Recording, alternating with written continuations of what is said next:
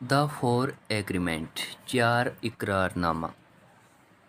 मनुष्य निरंतर एक सपना देखता रहता है। पूर्वजों ने अपने सपने के जरिए समाज का निर्माण किया है। इस समाज को हम ग्रह का सपना भी कह सकते हैं। ग्रह का सपना बहुत छोटे निजी सपनों का एक सामूहिक सपना है।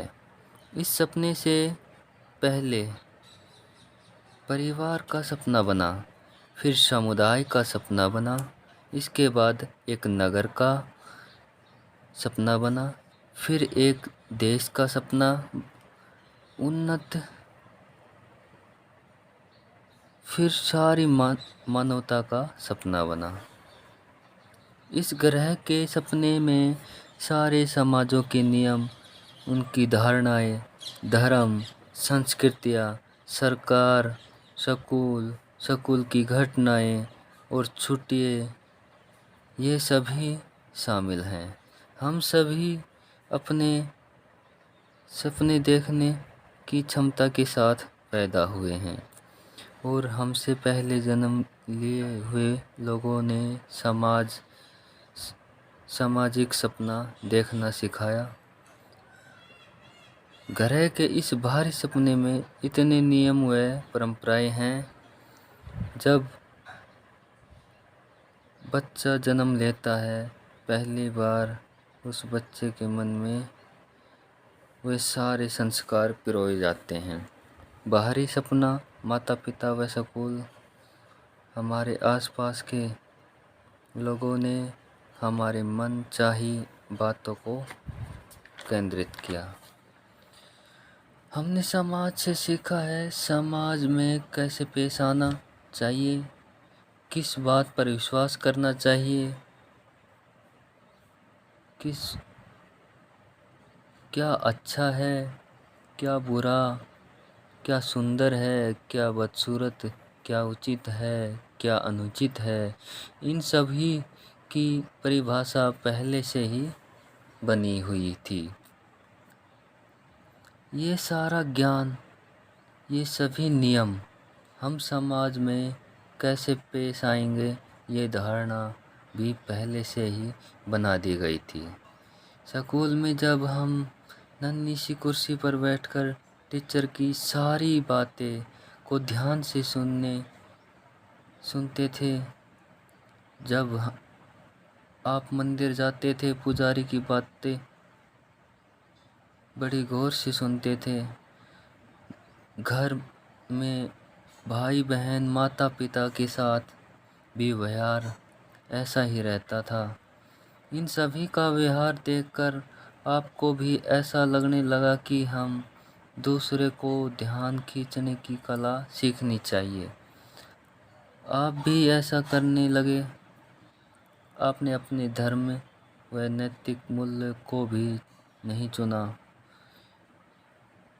जन्म से पहले ही था। धीरे धीरे ऐसे इंसान में बदल जाते हैं जो हम है ही नहीं। हम अपने माता पिता व समाज की नकल बनकर रह जाते हैं। आपकी धारणाएं कितनी भी गलत हैं, उसके अनुसार कार्य करने पर अपने आप को सुरक्षित महसूस करते हैं।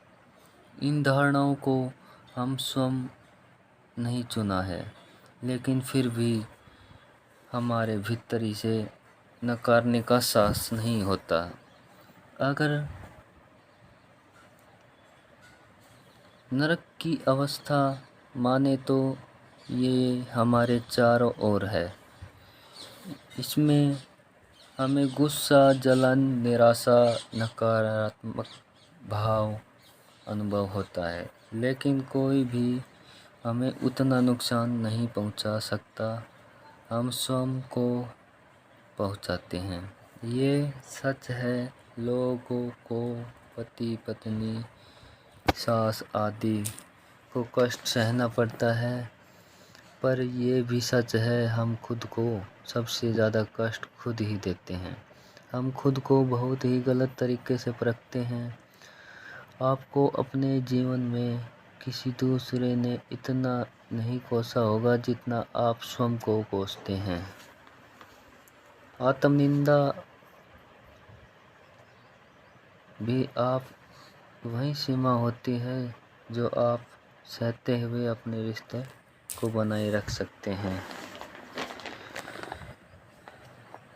इसमें कवि का पहला इकरारनामा शब्द क्या है, शब्दों के प्रति पाक आप अपने आप के देखने का नज़रिया बदलें। वास्तव में लोगों की राय केवल उनका नज़रिया होता है और नज़रिया हमेशा सही हो ऐसा ज़रूरी नहीं है। लोगों का नज़रिया उनकी मान्यताएं, उनकी धारणाएं, अहंकार, उनके अपने सपनों से निर्मित होता है। लोग केवल उन्हें अच्छा लगे इसलिए शब्दों के माध्यम से जहर तैयार करते हैं और सहजता से के माध्यम से जहर को लोगों में फैलाते हैं। किसी भी बात को निजी तौर पर नहीं लेना।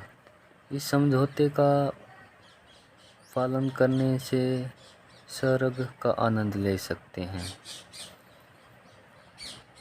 पहले से कोई धारणा या मान्यता नहीं बनानी चाहिए, न ही कोई अनुमान लगाना चाहिए।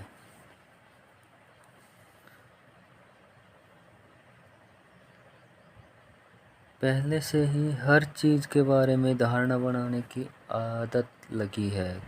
दरअसल धारणा बनाने में कोई दिक्कत नहीं होती। दिक्कत तो तब होती है जब अपनी धारणाओं को सच मानने लगते हैं, यहाँ तक अपनी धारणाओं को सही साबित करने के लिए कस्में भी खा लेते हैं। अन्य सब क्या सोच रहे होंगे या क्या कर रहे होंगे, हम इसके बारे में कोई